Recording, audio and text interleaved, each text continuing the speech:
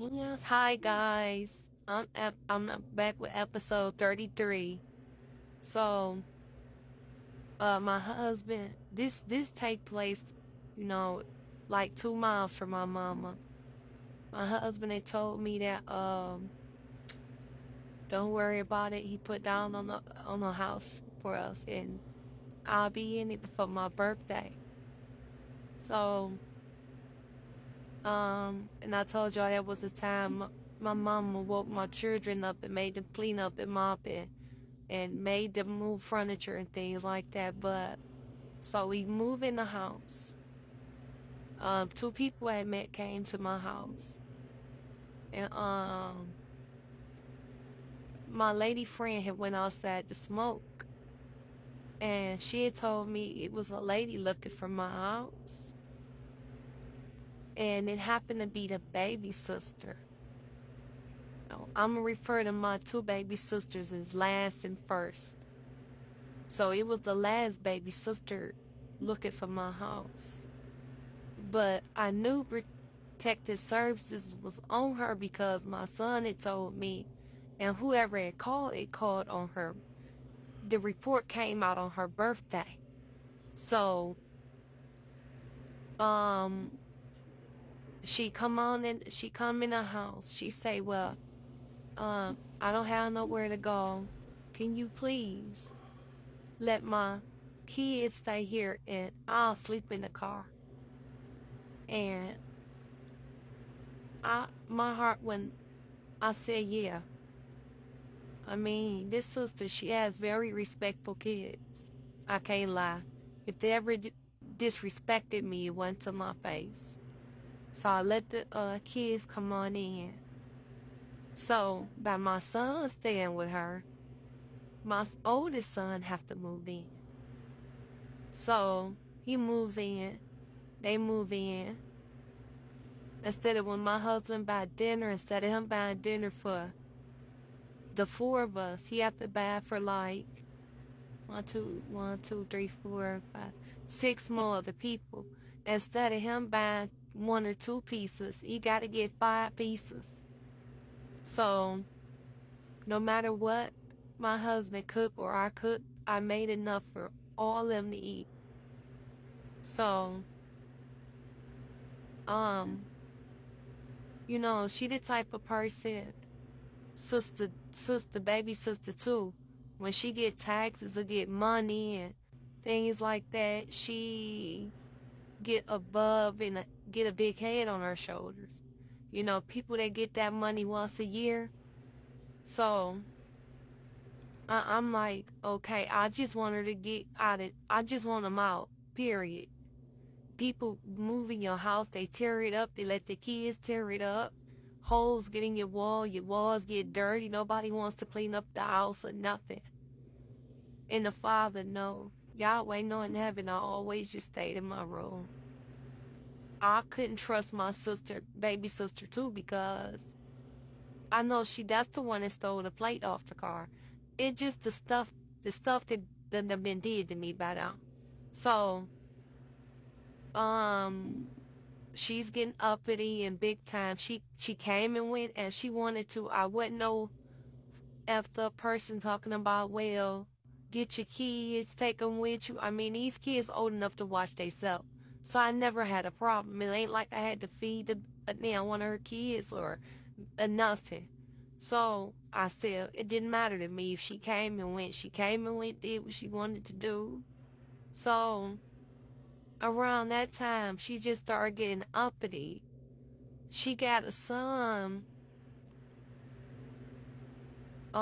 He would be disrespectful to my oldest son. My oldest son is openly gay. Okay, y'all. So that's where the disrespect was coming in at. He's this, he's that, he's fag 60 and stuff like that. And I told him, no matter what life he live, that's his life. You have to be respectful. That's a grown man. So the little boy kept doing it, kept doing it. And so my son was like, "Can you get your son?" or something like that. So they get to fighting somehow. And she trying to, I had a hair dryer on the counter. She tried to pick up the hair dryer and hit him in the head with it. I said, no, baby, you ain't getting down like that on my motherfucking child. That's the same one that hit me in the head, and I let her back at my house. But y'all, I didn't talk to her till 5 years later. I let her right back on in my house, tried to forgive her. So, my son got to telling on her, saying she had about $8,000 or $9,000 in her glove box and cigarettes, but she studied asking my husband for cigarettes and stuff. That's the type of usury and shit they do to people. So, my son for some reason kept coming to my room, and my husband had like a 62-inch TV in there, and he said, hey, if they break that TV, they paying for it. I said, y'all get out of here with that shit with his TV in here, cause y'all gonna pay for it. I'm gonna make sure y'all pay for it. So she came, my son was sitting on the bed, she came in the room and sprayed him with mace and shit. So nah, she just think cause she done did all this to people and got away, she called the police. Okay? The police get there. And I got a son 6'3", about 270 pounds, big baby, muscle mound and stuff. So they come rushing him. I'm like, get the fuck off my son. He ain't did nothing. This was like around the George Floyd and all this. They rushing him. I'm like, he ain't got nothing to do with nothing. Get away from him. And my other son, like the whole time they was on their way, Mom, I'm going to jail. I'm going. I said, you're not going nowhere, because I'm telling the truth. The officer come in, he Caucasian. He was like, who sprayed mace? I'm like, she sprayed it. It's in her back pocket. And stuff like that. So when she had drove off and left and was free. Parked up the street. It was a Burger King up the street from my house. Parked up at the Burger King. And called herself, because thinking she Miss Untouchable, called the police back. Called the police. And the police, she turned back around, come in the house, and they locked her ass up because she sprayed the mace and stuff. And the police walked up to me, and they was like, well, we could take her kids right now, put them in child protective service if you're not going to take them.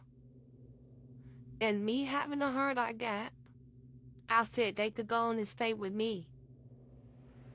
But she did that to herself. She's so used to using weapons and mace and doing this and that to people till she gets away with it. So we had this little puppy that we kept in the basement. It was a Cocker Spaniel. Now, we didn't get I guess she came by to get her stuff, because I threw it all outside. But they was like, ma'am, y'all have to get that up, because we could take y'all to jail for destruction of property or littering or something. So we had to get up all our stuff. I still left it bagged up on the porch. And I guess they heard the dog barking. And y'all wouldn't believe this. 3 days later, detective services come out to my house. Nana let her live in my house. And detective services back at my house. Again. They up at my daughter's school. That's embarrassing. And the protective services report, they said we had an animal living in the house. Didn't nobody know it was a dog in the house but her. Did nobody know it was an animal in our home living in the basement, but she told them the animal was living upstairs on the floor. But we had them in the basement because I don't allow animals to live up in my house, period, where I live at. I'm not an animal dislover. I love animals, but I don't live with them. They have to stay outside or in the basement. But I could tell you this on episode